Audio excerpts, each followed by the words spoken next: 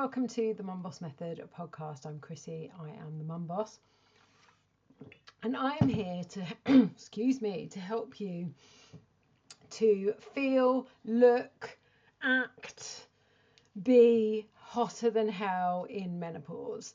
And today I want to talk to you about fat loss in menopause, fat loss as a menopausal woman, and what I've done in January. If you've been following along on the podcast and on my social media, you will know that I am going to Barbados on Sunday. In fact, this episode is being scheduled for release on Monday the 2nd of February, so I will already be in Barbados by the time this gets released. But I'm going on holiday. And so I've been in a fat loss phase since the 29th of December, and I wanted to tell you exactly what I have done. You can basically take this blueprint, apply it to yourself, and you can, I'm going to cough, excuse me, and you can do this for yourself, right? But I'm going to make sure that I let you know any allowances or kind of flexibility that I've included into my plan for the last, 5 weeks? Is it 5 weeks? Let's have a look at my calendar because I can't remember the count. 1, 2, 3, 4, 5 weeks. By the time I go, it's been five weeks in fat loss, and how I've made that a bit more flexible as a menopausal woman. Now, there's a few things that are important to note. I don't advocate for putting weight on, losing it, putting weight on, losing it. You know, I stopped yo-yo dieting years ago, and that's why I do what I do now, is to help you to not yo-yo diet and start again Monday and all of that stuff. But for the last 4 months of 2025, I was in a muscle building phase. And in order to build muscle, we need to eat a little bit more. It is harder to build muscle in a calorie deficit. Although what I will say is my coach tells me that I am quite genetically gifted in that I can still build muscle in a calorie deficit, because when I went through my photo shoot prep last year, I was absolutely building muscle even though I was in a calorie deficit. That makes me really fortunate. Not everyone can do that. And of course, if you've listened to anything that I've said in the past, you will know that maintaining your muscle is really, really important. Not just for how you look, but for your health, like your metabolic health, your physical health. Muscle is important. It keeps you moving, it keeps you independent. The more muscle you have, the more calories you actually will burn at rest. But muscle is really important. And whenever we go into a calorie deficit, whenever we start losing weight, your body doesn't necessarily just go for the body fat. It will also go for the muscle. And so that's why some of what I teach is really important, to make sure that even if you don't currently do a lot of, resistance training and lifting weights, you should be, firstly, but you don't want to lose muscle mass. That's really important. So I'm going to go through all of the things that I've done that have helped me to get where I am. I'm going to do my final weigh-in on Saturday, so when this is released, I won't have updated it because I'm not going to re-record this on Saturday. But as at current situation, I am 3 kilograms down from the 29th of December, which is it's just under 7 pounds. So like I said, I was in a muscle building phase for the last 4 months of 2025, which meant I was eating slightly more, and I had gained a little bit of body fat. Not a huge amount, but a little bit of body fat. And I definitely wanted to drop some of that, feel more comfortable, in my body and be a bit leaner for my holiday to Barbados, right? So I started dieting on the 29th of December.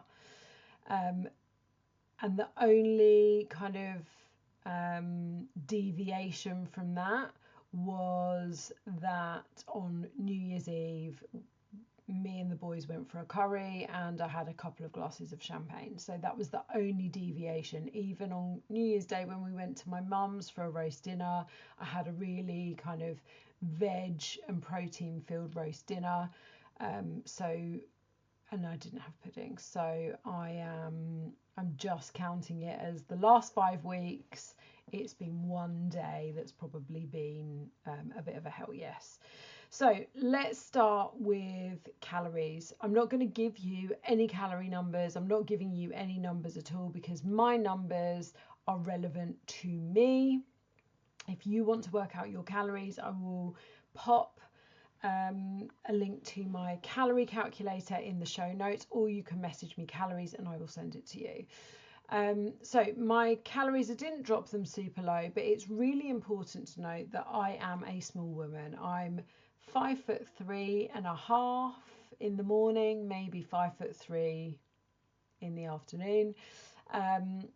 So I'm quite a small woman. And as a small woman, my calories will typically be lower than someone who is 4 or 5 inches taller than me.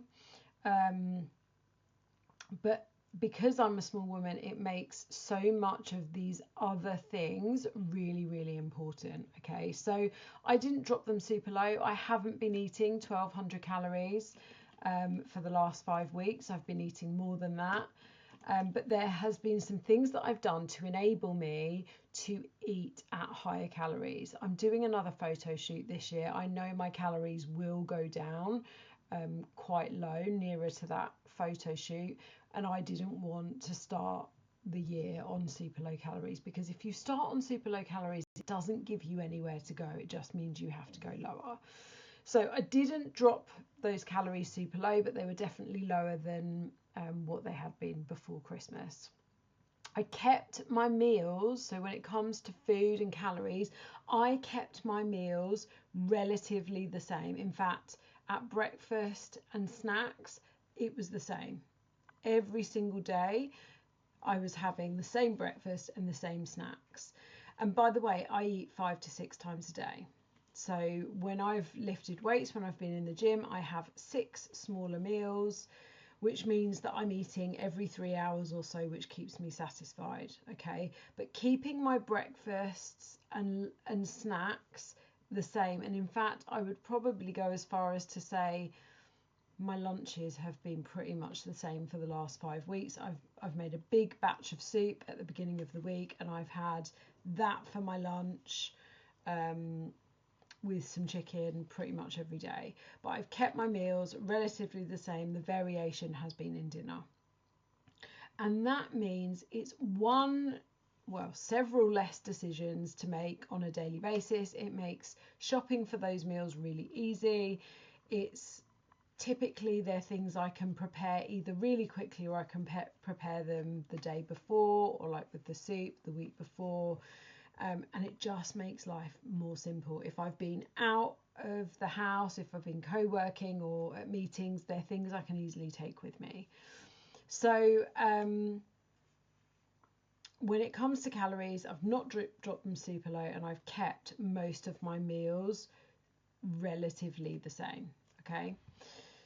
And I'm eating quite frequently, between 5 and 6 times a day. So that's breakfast, lunch, dinner, 2 snacks, and on training days I have a post-workout meal as well.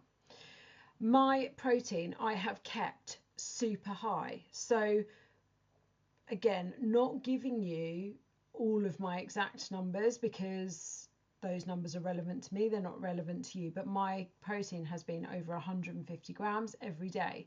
And if I go back to the beginning of this podcast, the reason for that is because when we go into a calorie deficit, our body, yes, will take fat for energy, but it will also take muscle. And I have built I've worked on building that muscle for the last 4 months of the year last year, I do not want to lose it. So keeping my protein really high allows me to keep as much muscle as possible. But protein has even more importance than that. It keeps you fuller for longer. Okay, I've spoken about this on lots of podcasts in the past. It keeps you fuller for longer. It stabilizes your blood sugar. It keeps you satisfied. It stops you from snacking. So I've kept my protein really high. In order to do that, I do use about a scoop of protein powder every day. I don't have a protein shake because liquid calories don't work for me. I will either mix it into my porridge or I'll mix it into my Greek yogurt and I consume it that way. So I'm getting about 25 grams of that protein a day from protein shakes or protein powder, which I don't have as a shake, because a protein shake might boost your protein, but it's not actually going to fill you up unless you turn it into a really fiber packed smoothie. So yes, I do use protein powder. Another thing when it comes to food, I have not drunk since New Year's Eve. So I've not drunk for the whole of January at all. That was a conscious choice. I'm not doing dry January. I'm not buying into dry January. I just chose that I know I'll have drinks on holiday. I know there'll be rum punch. And I just chose not to drink in January, and I'm really glad I did. When I get to the sleep part of this, you'll understand why. Okay, let's talk about steps, general movement and cardio. And by the way, everything I have talked about so far, if I was working with a menopausal, perimenopausal woman, I would advise her to do all of these things. I would advise her to not drop her calories really low. I would advise her to keep as many of her meals the same as possible to reduce the decision fatigue. I would advise her to be eating at least 4 times a day, like at least add in 1 or 2 snacks. I'd advise her to keep her protein really high. So as a small woman, steps and cardio are really important to me. I don't want to reduce the amount of food I need to unless I absolutely need to. So getting in my steps and getting in my cardio has been really, really important, because what that allows me to do is it allows me to diet on higher calories.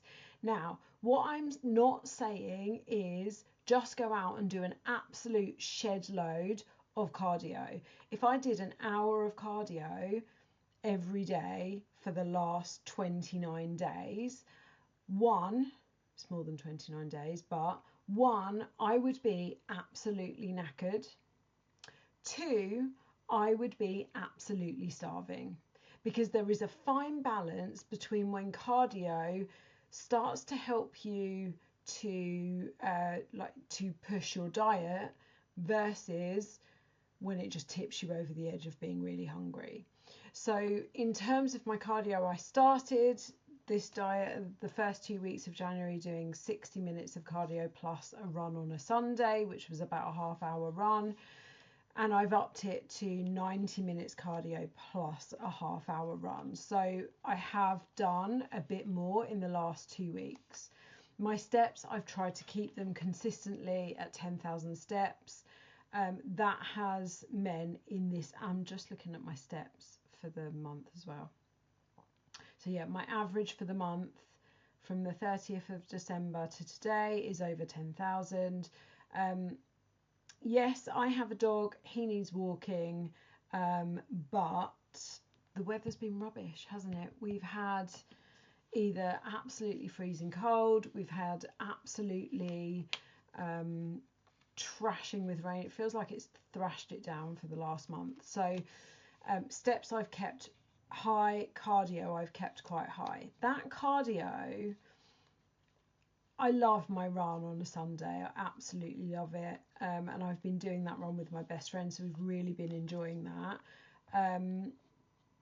But fitting in the other cardio can be a challenge, especially on really busy weeks. I am not someone that generally can exercise, or no, I can exercise. That's the story I'm telling myself. I don't want to exercise in the afternoon or evening. I just don't want to. But I have had to over the past 5 weeks because there have just been some times when I can't fit it in the morning. I've tried to spread it out so I'm not doing massive chunks. I do very luckily have a bike in my office. Last year I bought a second-hand spinning bike and that's in my office, although it is making a horrendous noise. So I used it Monday and I'm not going to be able to use it until I get it serviced. So I'm going to have to do my cardio for this week is going to have to be done in the gym. But that does make it easier for me. I don't have to drive to the gym or go out for a run every time I want to do some cardio. And I've played around with doing kind of half hour, 45-minute sessions, or splitting that 90 minutes across the like maybe 6 days of the week and doing 15 minutes each time. And it just depends. I've had to be flexible around my diary because I won't compromise sleep for cardio. And what I mean by that is I'll get up at 5 a.m. to go to the gym a couple of times a week, but I'm not doing that for cardio. One, because the bike would make too much noise and it would wake up the boys. But two, 2 days of getting up at 5 a.m. for the gym is enough for me. I don't need to do it anymore. And you will not find me on doing any cardio at 9 p.m. at night. It's just too late. So that's cardio. How can you use cardio to help you? So I've already said this, but I feel like I need to say it again.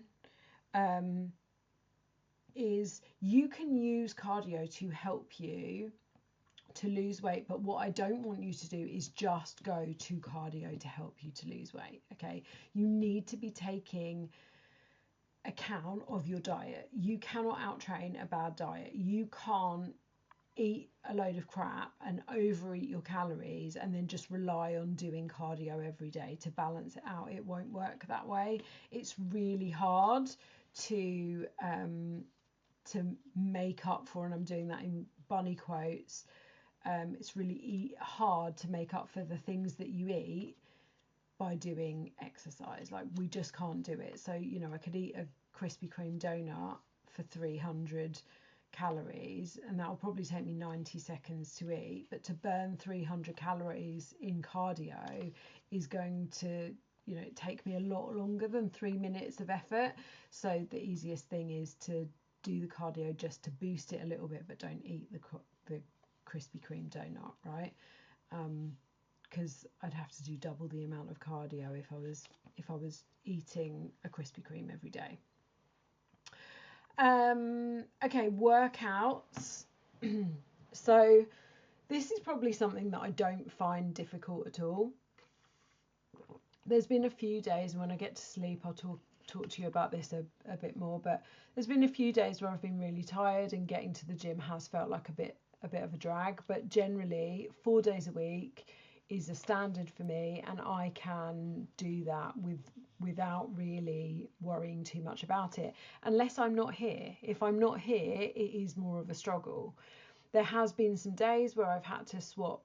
There was one week I'd normally go Tuesday and Thursday and Friday to the gym, and instead Tuesday, Thursday, Friday, Saturday, and instead I went Monday, Tuesday, Wednesday, Saturday, and that's just what I had to do because I was at an event on the Friday and I couldn't go. But going to the gym for workouts, lifting as heavy as I possibly can, because what that also does is that promotes that we at least maintain the muscle mass that we have, if not continue to build it, because like I said, our body could go to our protein to help it to use energy. That's what fat loss is. It's you eating less calories than you burn, so your body has to turn to the body fat on your body for its energy. And it will do that mainly, but it might also go for the protein. So we want to stop that. And so by lifting heavy weights, which I'm not doing to burn calories, I'm not doing it, it's not directly going to lead me to lose weight. In fact, here would be a good point for fat loss versus weight loss. But in fact, I'll talk about that at the end. But it is going to help me to maintain that muscle and create that toned look that I want. I've drunk between 3 and 4 litres of water every day. I'd say it's probably closer to 3 than 4. One of the things that I have to be really careful of with drinking is that my sleep has been so disturbed that I can't really drink after 6 p.m. because otherwise I'll be awake at 3, needing to go to the toilet, and for the last 2 or 3 weeks that's been a real problem because then I've struggled to go back to sleep. So I try to front load my water and drink as much of my water as early in the day as possible so that that doesn't happen, but I'm drinking between 3 and 4 litres a day, and that helps with digestion, it helps with mental clarity, it helps with fatigue. Often you are not hungry, you are dehydrated. I don't consider myself to be a dehydrated person because I drink so much water, but a lot of women, when I first start working with them, are massively dehydrated. They're just about managing 1 glass of water a day. So I've been drinking a lot of water. And then fibre. Fibre is so important. It keeps you full, it keeps your digestion healthy, it keeps keeps everything moving. And because fibre is found in really nutrient dense foods like fruits and vegetables, beans, legumes, lentils, it also helps us to get our micronutrients, all the vitamins and minerals we need. So I have been keeping my fibre super high, which means I have been eating at least 6 portions of fruit and veg a day. So plenty of veggies with my lunch, berries with my snacks, and with my breakfast. Really, really important. Okay, so that's kind of the food movement types of things. What allowances have I made there as a menopausal woman? So the things that I would say that I've made allowance for is more around planning and busyness, right? Because there is no reason as a menopausal woman you should be doing anything different. Obviously there's slight differences, but there's no reason why you can't get steps in. There's no reason why you can't do workouts. There's no reason why you can't eat a high protein diet. There's no reason why you can't eat a calorie controlled diet. Whether or not you count the calories, it doesn't matter. There's probably a lot of beneficial reasons to you splitting your meals down into 4 to 6 smaller meals a day as a menopausal woman, particularly if you experience a lot of fatigue, you experience a lot of disturbed sleep. There's not really anything different that I've done there as a menopausal woman now than what I might have done 15 years ago before I was perimenopausal, right? And so my kind of point here that I want to make before I go into the second part of this podcast is, if anyone is telling you you need to do something different to this, i.e., oh, you need to intermittent fast, oh, you need to cut out carbs, oh, don't eat white meat, I don't know what it is, oh, you should do this menopausal belly burning workout, it's all rubbish. You don't need, like, there will be slight tweaks. If you come to me and you want to lose body fat and you're currently only eating 50 grams of protein a day, it's going to be really difficult for me to get you as close to, to get you to 150 grams of protein. You might not even need that much. So that's why I'm being really cautious about not giving you my numbers, because going from 50 grams of protein a day to 150 is really difficult for some people. But would I change much of this drastically for you? No.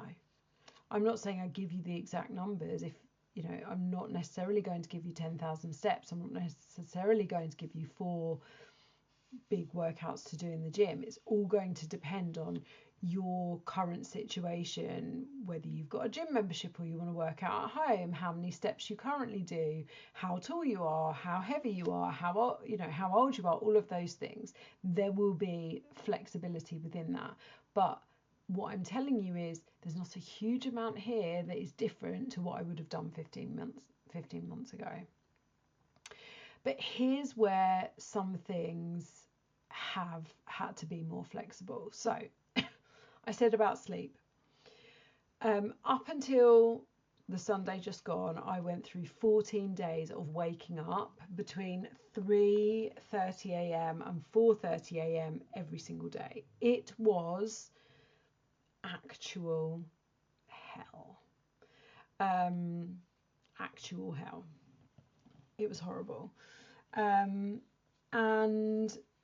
that can have an impact, obviously, on a couple of things. So obviously it's going to have an impact on my energy the next day. Now, one thing that I say is I'm quite a highly energetic person, and I always say if I slept 8 hours every night forever, I'd be a dangerous weapon.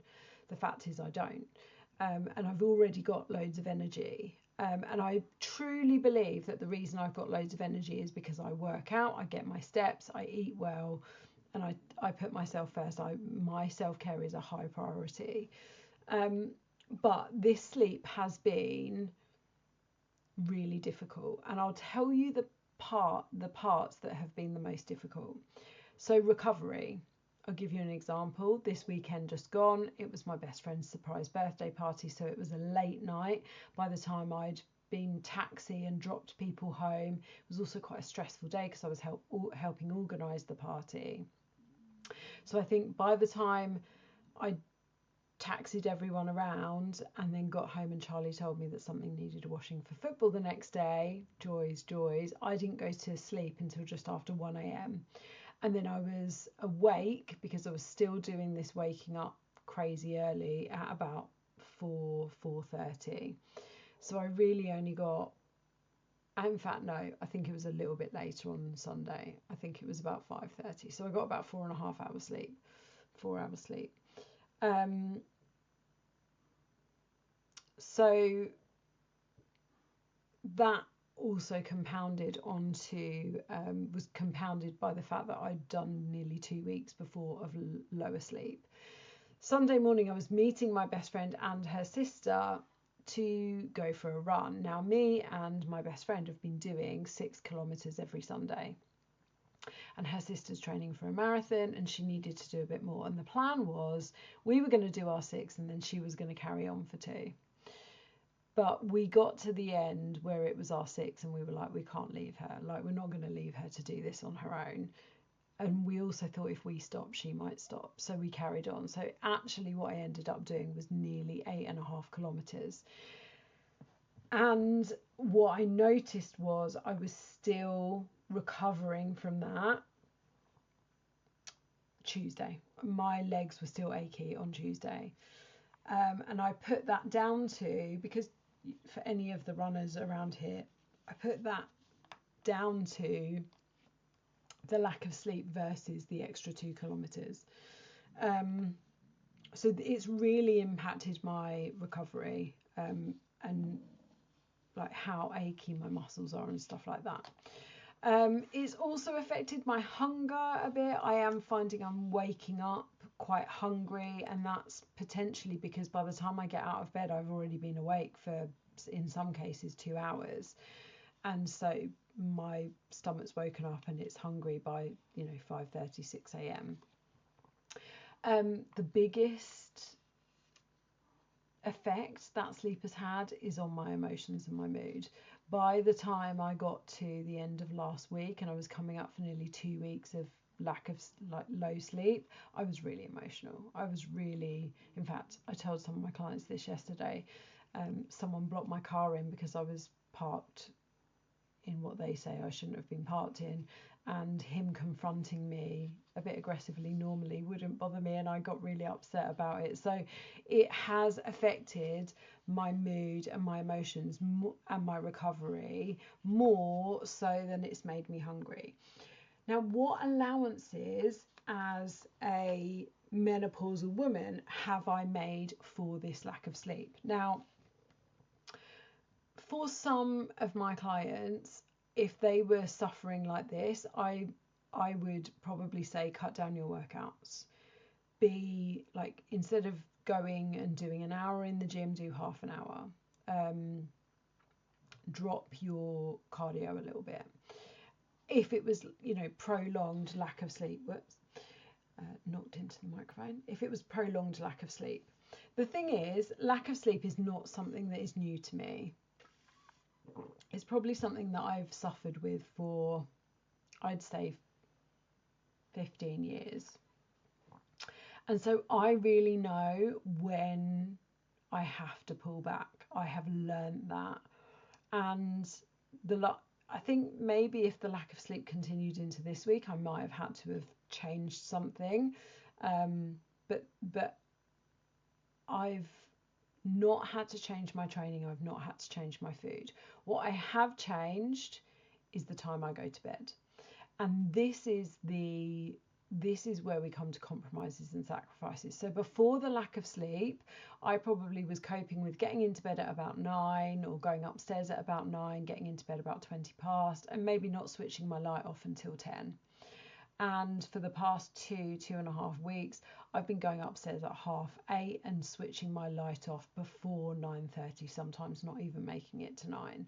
So it has had an impact on the end of my day, the amount of time I'm awake at the same time as my husband. I know this isn't permanent. I know this is, in the last 4 days, my sleep has been so much better. I'm still not making it much past 9:30, but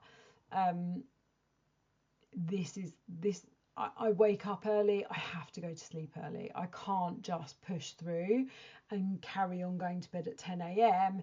at 10 p.m. if I'm waking up at 3:30. It's just not okay. And then I've also been really, really strict with things like wind down time, nighttime routine, the time that I stop working. And because I believe that my lack of sleep, my sleep disturbances are because of a busy mind, stress, a bit of anxiety, which often is it's what comes with menopause. And there are definitely things that I can do about those. But my problem is I wake up at 3:30 a.m. I need a wee, and then I literally am overthinking everything that's happened in the last 30 years of my life. So that busy mind is really a problem. But that's the kind of the flexibility I've given there. The other thing that I've been doing is I've been learning to meditate to really help me if I'm feeling the stress in the middle of the day, in the middle of the night. I can do some deep breathing exercises.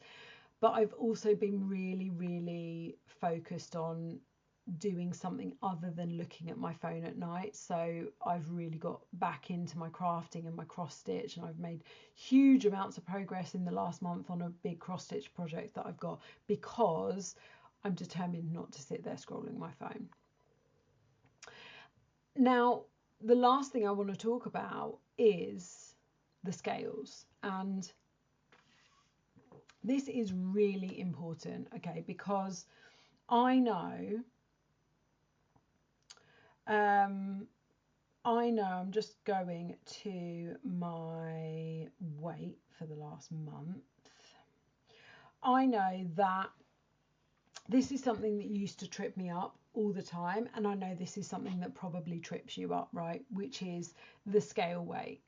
So I've kind of alluded to this earlier in the podcast. I've talked about this loads on my podcast and in my social media content, but you cannot let the scales trip you up. So when I started on this little fat loss journey, in fact, let me go to what my weight actually was, because I don't know if I've recorded it accurately on that bit.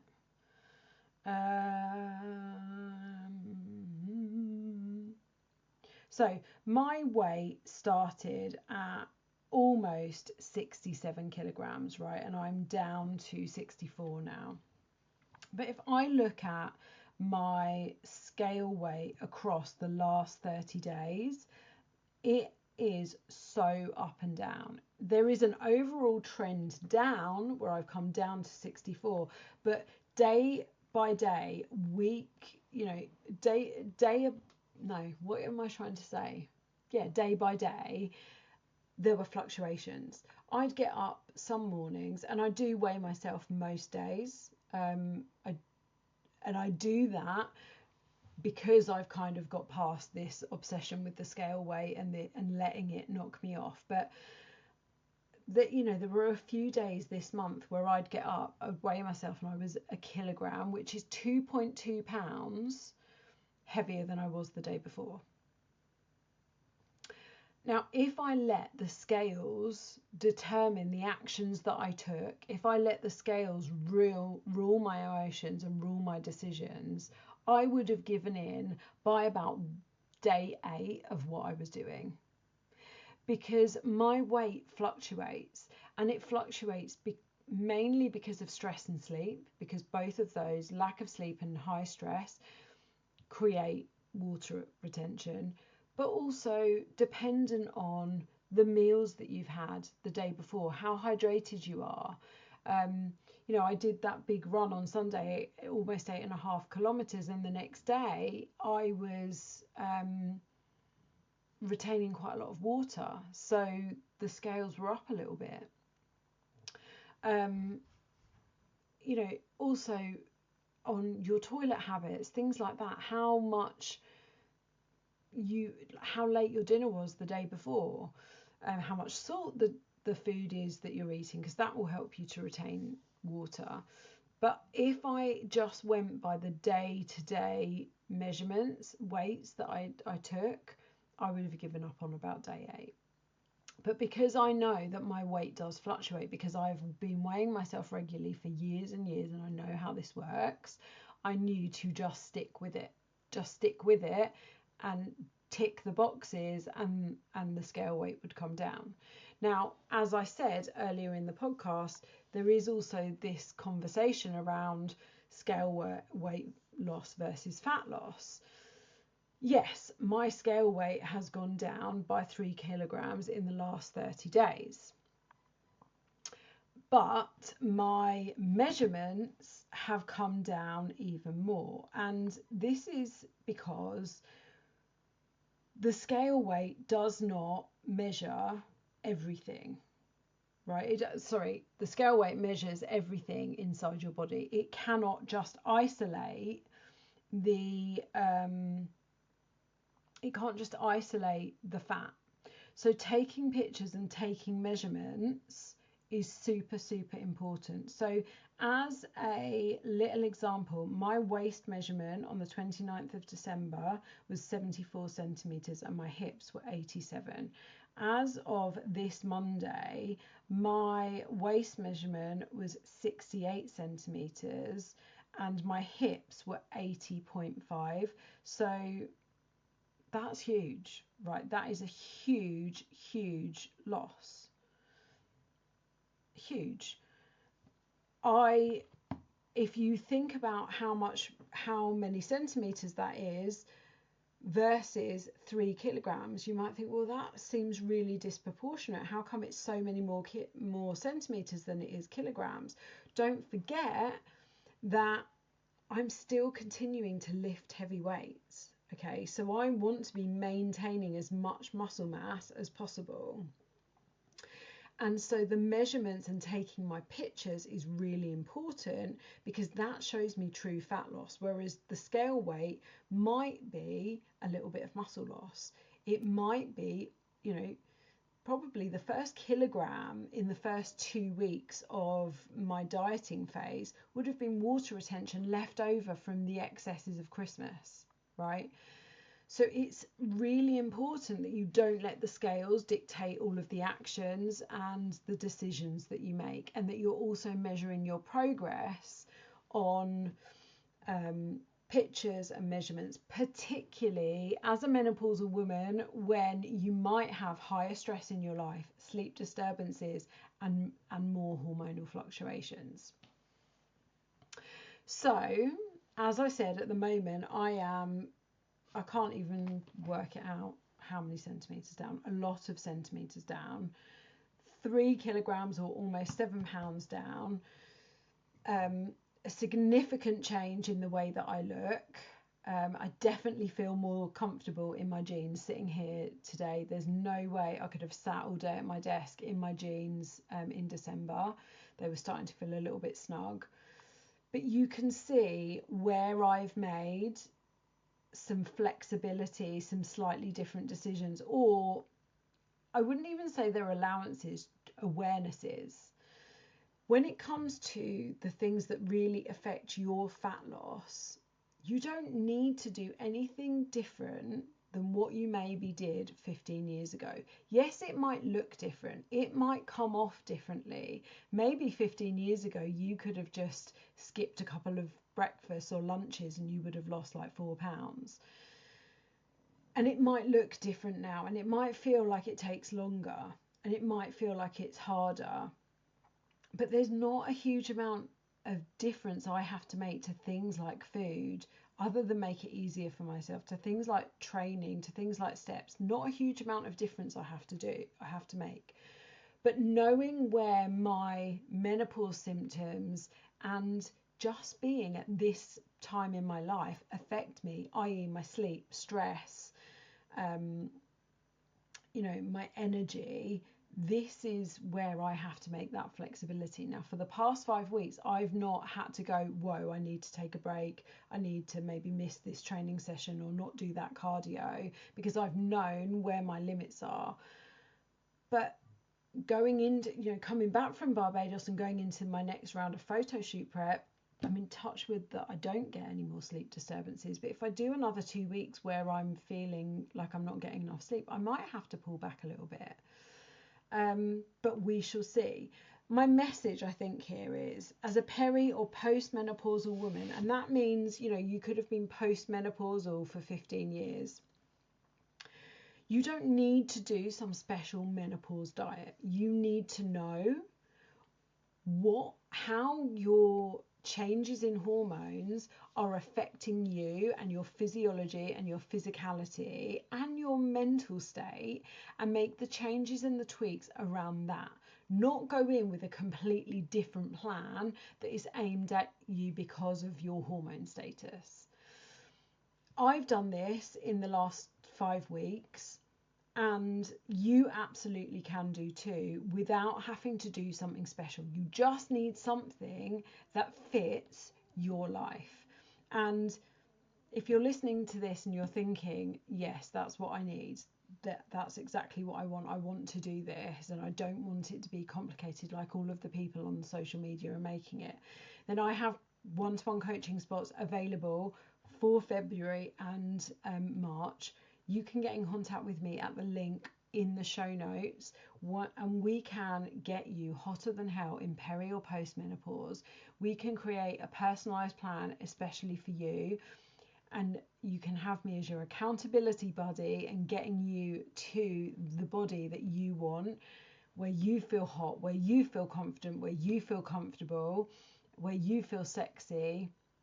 So come and find me. All of my links are in the show notes. There's also a link to an application form, or you can go to www.themumbossmethod.com, fill in an application form there, and we can chat. Right.